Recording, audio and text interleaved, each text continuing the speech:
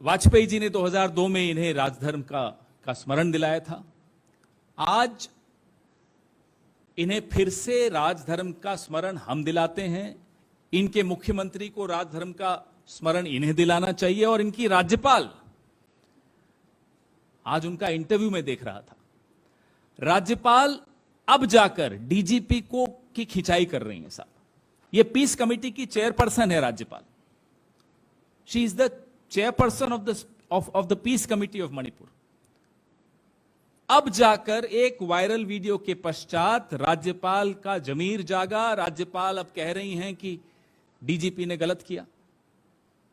और रिपोर्ट्स आपके सामने हैं, आप ही के मीडिया से ये रिपोर्ट्स मिली कि उन महिलाओं को पुलिस ने भीड़ को सौंप दिया था। राज्यपाल महोदया, तब आपने क्यों नहीं डीजीपी को तलब किया?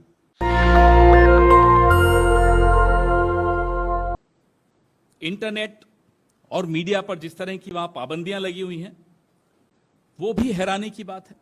अब अगर इस देश को उम्मीद किसी से है तो माननीय राष्ट्रपति जी द्रौपदी मुर्मू जी से है, जिन्होंने संघर्ष का रास्ता तय करके यहां तक पहुंची, इस मुकाम तक पहुंची।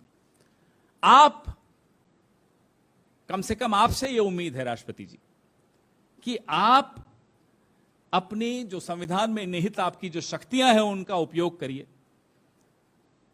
और ऐसी सरकार जो मणिपुर में है, जो इसलिए दुखी है कि वीडियो वायरल क्यों हो गया, इसलिए नहीं दुखी कि वहां ऐसे सैकड़ों केसेस हुए हैं, उस पर कोई दुख नहीं उन्हें।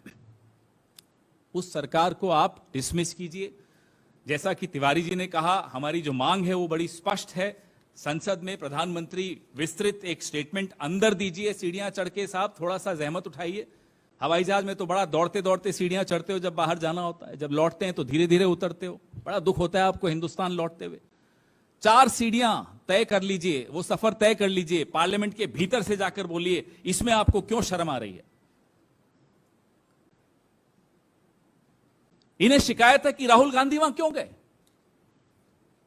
शर्म करो, गए तो आपने तो वहां जाना भी उचित नहीं समझा।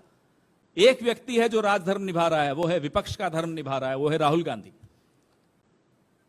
तो अब इस तरह की जो हल्की राजनीति है प्रधानमंत्री को शोभा नहीं देती, उनकी सरकार को, उनके ट्रोल आर्मी को, पूरी सरकार ही एक तरह से ट्रोल आर्मी बनी हुई है, इनको नहीं देती।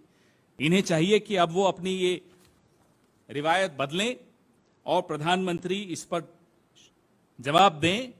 और नेशनल कमीशन फॉर विमेन ने इतना समय क्यों लगाया, उनके खिलाफ प्रधानमंत्री क्या कार्रवाई करेंगे वह भी हमें बताएं। वीरेंद्र सिंह, जो रोज उनकी टिप्पणियां जितनी बार आती हैं उतनी बार लोग हैरान हो जाते हैं कि ऐसा व्यक्ति मुख्यमंत्री बना हुआ है, उनके खिलाफ क्या कार्रवाई करेंगे बताएं। और उपराज्यपाल महोदया, आपका जमीर वापस सो न जाए, हम आपसे सिर्फ इतना ही आग्रह करते हैं। वाजपेयी जी ने 2002 में इन्हें राजधर्म का स्मरण दिलाया था। आज इन्हें फिर से राजधर्म का स्मरण हम दिलाते हैं। इनके मुख्यमंत्री को राजधर्म का स्मरण इन्हें दिलाना चाहिए। और इनकी राज्यपाल, आज उनका इंटरव्यू में देख रहा था, राज्यपाल अब जाकर डीजीपी को की खिंचाई कर रही हैं साहब। ये पीस कमेटी की चेयरपर्सन है राज्यपाल। She is the chairperson of the peace committee of Manipur. अब जाकर एक वायरल वीडियो के पश्चात राज्यपाल का जमीर जागा। राज्यपाल अब कह रही हैं कि डीजीपी ने गलत किया। और रिपोर्ट्स आपके सामने हैं, आप ही के मीडिया से ये रिपोर्ट्स मिली कि उन महिलाओं को पुलिस ने भीड़ को सौंप दिया था। राज्यपाल महोदया, तब आपने क्यों नहीं डीजीपी को तलब किया?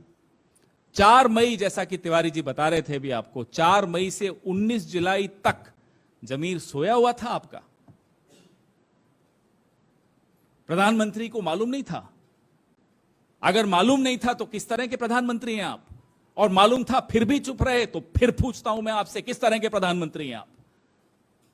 दोनों ही स्थितियों में आप ये जवाब दीजिए, क्या इस देश को ऐसा प्रधानमंत्री चाहिए?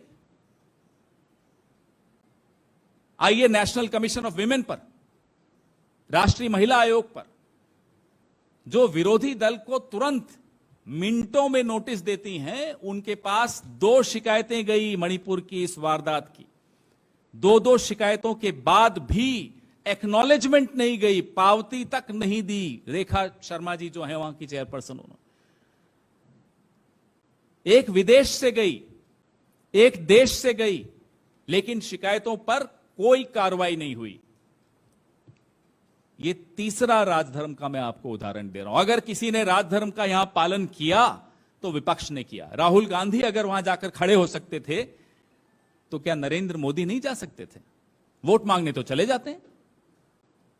जब आप वोट मांगने जा सकते हो, पूरी लफ्फाजी करते हो वहां जाकर, वहां आप क्या खड़े होकर लोगों को जुड़ने की अपील नहीं कर सकते थे? और you don't have the confidence that you have any moral authority left. आपको लगता ही नहीं है आपके पास कोई नैतिक बल बचा है कि आप इस तरह की अपील कर सकें। आमतौर पर हमारी महिला नेत्रियां इस मुद्दे पर ज्यादा प्रखर होती हैं, तो आज ये हमने तय किया कि हम में से कोई भी सहज नहीं हो पाया जब से ये वीडियो हम लोगों ने देखा। पुरुष हो या महिला, बात महिला पुरुष की नहीं है, बात मानवता की है, बात भारतीयता की है।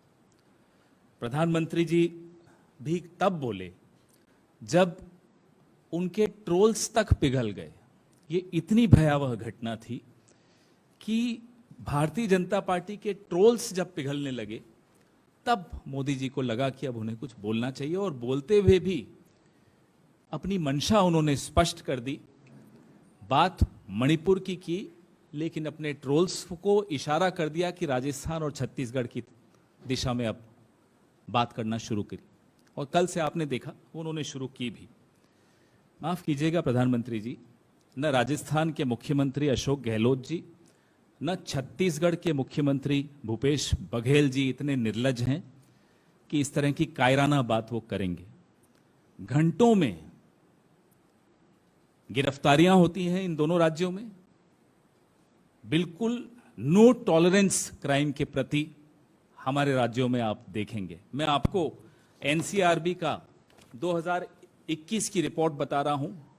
टॉप पहले पेज पे जितने राज्य हैं 2021 में, ये सब भाजपा के पास थे। अब इसमें से हिमाचल और कर्नाटक हमारे पास अब आया है। आसाम, हरियाणा, मध्य प्रदेश, उत्तराखंड, उत्तर प्रदेश, अरुणाचल, हिमाचल, कर्नाटक, मेघालय, सिक्किम, त्रिपुरा, ये टॉप के मैं आपको बता रहा हूं क्राइम अगेंस्ट विमेन। इसलिए प्रधानमंत्री को बोलने से पहले अपनी ही सरकार के आंकड़े देखने चाहिए और फिर इस तरह की कायराना बात करनी चाहिए जो उन्होंने कल की। और जो व्यक्ति पंचायत से लेकर लोकसभा तक अपने नाम से वोट मांगने निकलता हो, उसको इस तरह की बात, माफ कीजिएगा, इस तरह की निर्लज बात करते हुए थोड़ा सोचना चाहिए था। ये प्रधानमंत्री को शोभा नहीं देता। आपके अपने मणिपुर के जो मुख्यमंत्री हैं भाजपा के, ये डबल इंजन का जो एक इंजन है, उनकी जो टिप्पणी आई वो और चौंका देने वाली थी कि ऐसे तो सैकड़ों किस्से हुए हैं हमारे यहां, तो ऐसे सैकड़ों वारदातें हुई हैं, इसीलिए इंटरनेट बंद कर दिया था। आप सोचिए साथियों, एक वायरल वीडियो ने स्मृति ईरानी को याद दिला दिया कि वो महिला और बाल कल्याण मंत्री हैं। एक वायरल वीडियो ने ट्रोल्स को पिघला दिया, प्रधानमंत्री को बोलने पर मजबूर किया, भले उन्होंने 36 सेकंड बोला हो और भले ही उसमें भी वो राजनीति खेल गए हो, लेकिन एक वायरल वीडियो क्या क्या कर सकता है।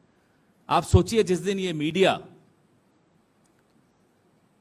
प्रधानमंत्री को आईना दिखाना शुरू कर देगा, इस सरकार को आईना दिखाना शुरू कर देगा, आप सोचिए क्या होने वाला है। हम तो उस दिन की इंतजार कर रहे हैं। नेशनल दस्तक की आपसे गुजारिश है कि अगर इसको बचाना चाहते हैं तो नेशनल दस्तक को सब्सक्राइब करने के लिए रेड कलर के सब्सक्राइब बटन को दबाएं, फिर बेल आइकन की घंटी दबाएं। नेशनल दस्तक को बचाने के लिए बहुत जरूरी है कि हर खबर को शेयर करें, लाइक करें, कमेंट जरूर करें।